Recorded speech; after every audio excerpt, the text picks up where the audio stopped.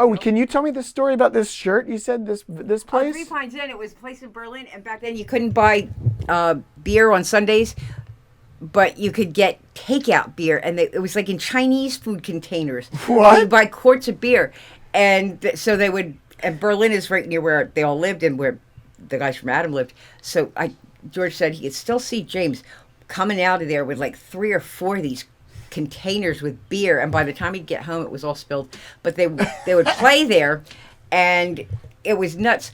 George put a PA in there, and right after that he didn't know that the owner, I can't say that, that's slander, but there was a sort of a accidental fire not long after George put the PA in, but he still had to pay for it, so he ended up having to take out a loan to pay for the PA that no longer existed because 3 Pines Inn just sort of burned down. Wow. The shirt does look like it burned in the fire too at this point. No, that's actually. I know. George smoked a lot of pot. Yeah. This is. Wait, is that the story behind all the shirts I got from you that are holes like this? Tiny holes. That's from. It's also why his mustache was never the same length in any picture.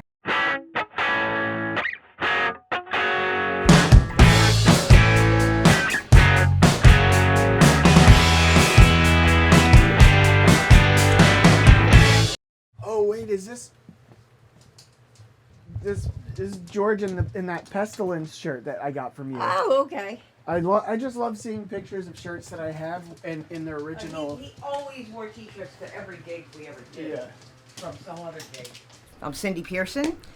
I've been in and around the music business for 40 years. Yeah.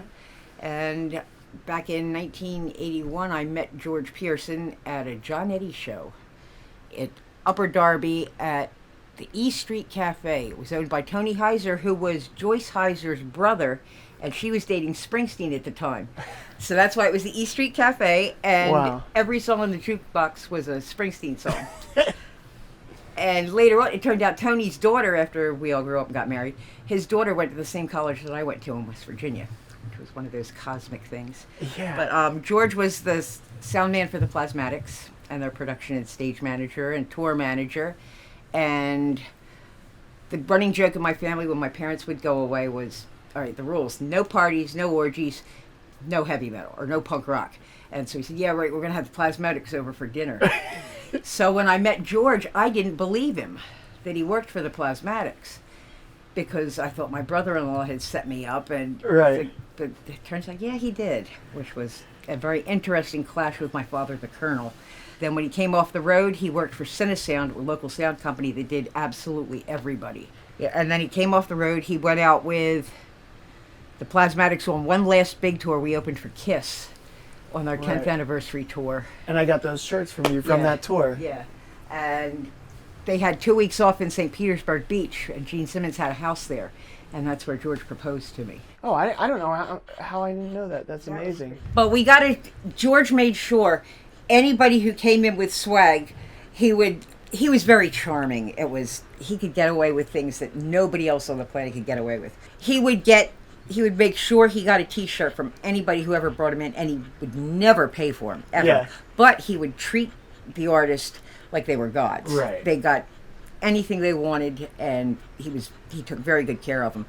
But he got a shirt from everywhere, and then when I was still working in the office for East Coast concerts, and then at night I would run Spotlight at the Ripley. So a lot of the shows we had 2 shirts from. And sometimes more if the band played there more often and they couldn't afford new T-shirts for each time they played. Oh, here's another Plasmatics. Whoa, I didn't see that was a bootleg. Wow, that is a cool one. So do you know when this would have been from even? That would have been from 79, 80, something like that. Okay, in the video of The Damned, you're supposed to wear it like this, right? That's the front of the shirt. But Extra is wearing it, and he has it worn backwards. Well, they were filming it in the Arizona desert, and it was really freaking hot. And Extra, so this might be where George got the idea to cut off the shirts. Oh my God. But from Extra, but he slashed it and wore it backwards. And the picture of Wendy on there, that's from when she got the crap beat out of her in Milwaukee. Oh my God. By the Milwaukee police. Cops, right? Yeah. And so they were trying to raise money for the legal fund. Oh my God. And they really beat the living crap out of her. Wendy will win. Yeah, Wendy will win. And she did. Good. which was wonderful. And Stamp Out Gestapo Tactics. Yeah. Remember Milwaukee, January 19th. And ice on the ground, it was just dreadful. But you can see this shirt in the video.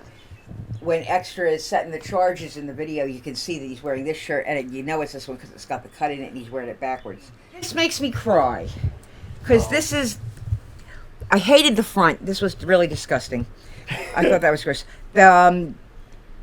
Wendy was sort of going solo. They had replaced most of the band, and this was one of the first ones. The one she did after this, the Wow album, was the one that Gene Simmons produced. Oh, yeah. And she did a song called In My Life, and she was nominated for a Grammy for that.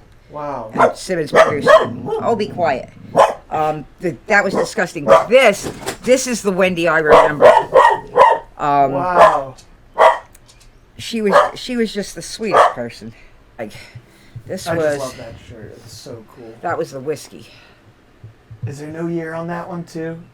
No, October 9th, 10th, 11th, and 12th. But doesn't have I love year. that you guys worked for the band, and there's still people making bootlegs and you end up with them. It's so cool.